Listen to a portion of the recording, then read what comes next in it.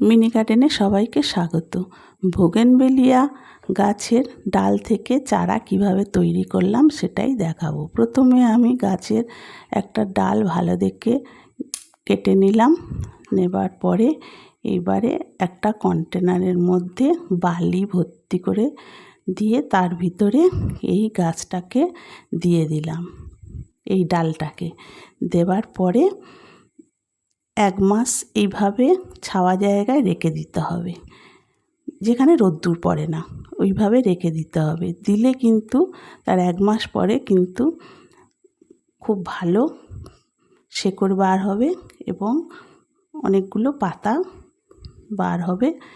বোঝা যাবে যে গাছটায় অনেকটা পরিবর্তন হয়েছে, ডালটায় শেকড় এসে গেছে।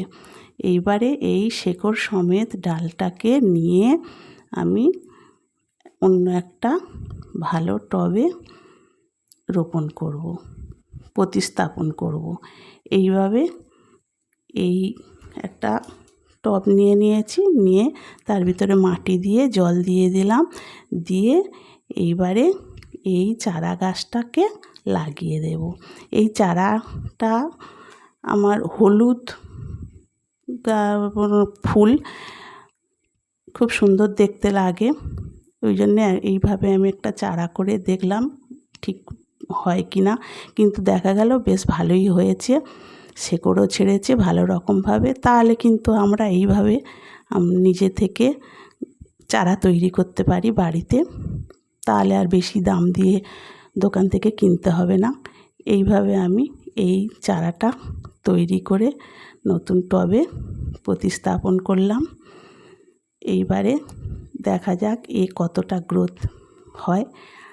আর এইভাবে অন্য আর একটা গাছ আমি করেছিলাম, কিন্তু এই গাছটাও করলাম, খুব ভালো হয়েছে, পাতা অনেক বেরিয়েছে।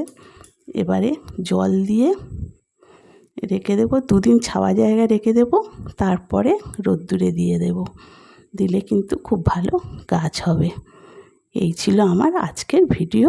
ভালো লেগে থাকলে লাইক, শেয়ার, কমেন্ট করবেন। ধন্যবাদ।